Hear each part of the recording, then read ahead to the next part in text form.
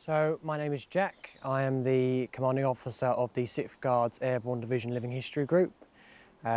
We portray Soviet paratroopers between the years of 1938 and 1945, primarily focusing on reconnaissance and sabotage. When you put on the uniform, you are wearing the uniform that, in the Soviet case especially, millions of people died in.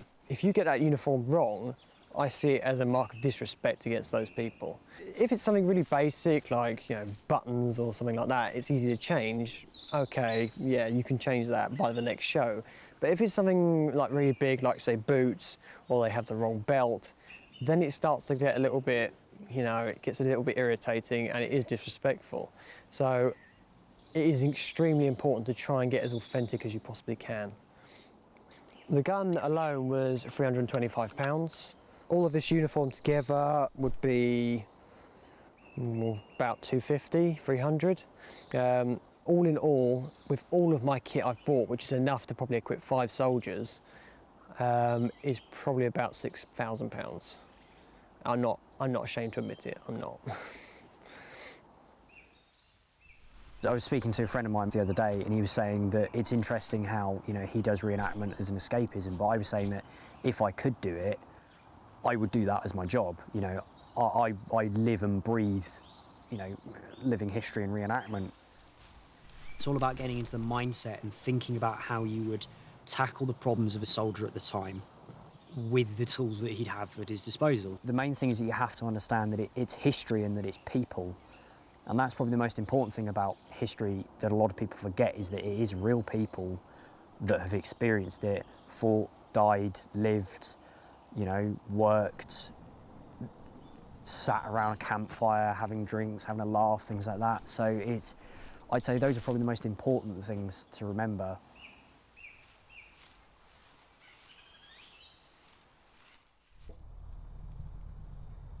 When I first started, I was incredibly shy.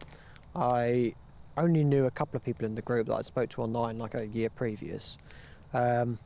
So I didn't really want to talk to anyone, didn't want to interact, didn't want to do any of the physical exercises.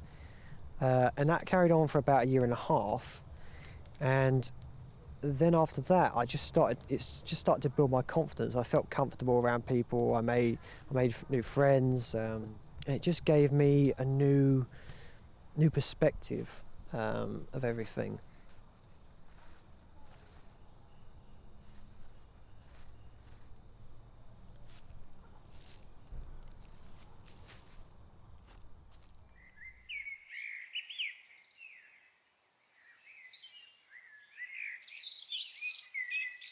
So my name's Francesca, but most people call me Frankie. At the moment I portray Soviet female sniper.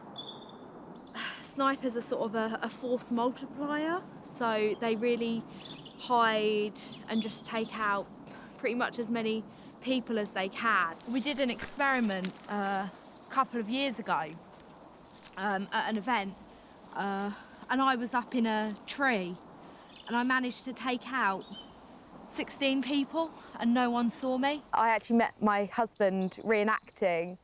I had been reenacting with the 2nd Guards for about a year, and he'd been reenacting since he was sort of about 7. He'd been doing it for sort of years and years, and we were at a reenactment event together. We just got chatting and dancing, and then now 4 years later we're married, got a house, got 3 cats. We've got one room in our house that's completely dedicated to our World War II reenacting kit.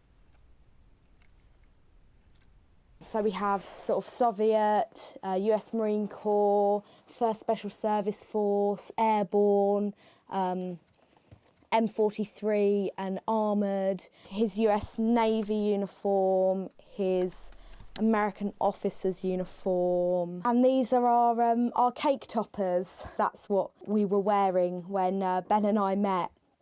We have lots of US stuff. Ben's been sort of reenacting US since the sort of mid-90s.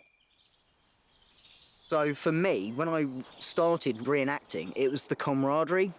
It's the friendships that I was missing from the military and from before the military that I just wasn't having in civilian life. With the reenactment battle, it's very linear. Everyone needs to see what's going on. The reality of it is, when you're operating in areas like this, which I have operated in areas like this and denser, you can't see what's going on.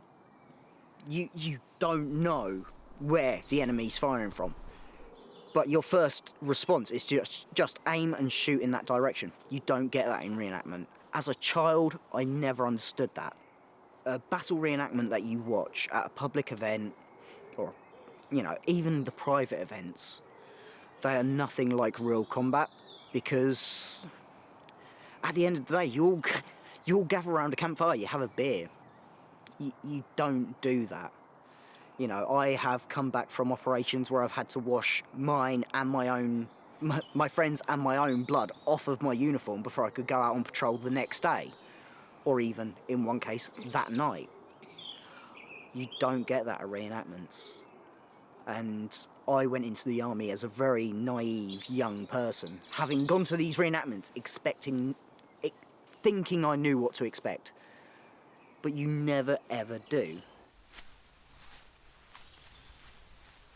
So for me, I think as long as we do everything correctly, the uniform, we respect their memory, the fact that they gave, in some cases, their lives during the conflict, I think as long as we do it respectfully, I feel that they would look at us and think, wow, I'm really glad they're doing that for us. You know, that they're keeping our memory alive. I would like to think that they are looking down at us and thinking, thank you for not forgetting.